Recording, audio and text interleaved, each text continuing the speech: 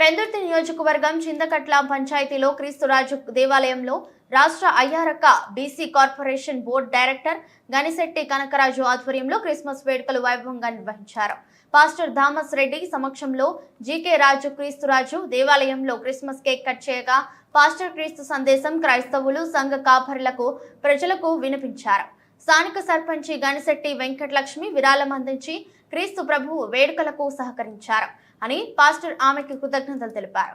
ఈ కార్యక్రమంలో గ్రామంలో ఉన్న క్రైస్తవులు ప్రజలు పాల్గొని క్రీస్తురాజు పండుగ ఘనంగా నిర్వహించారు.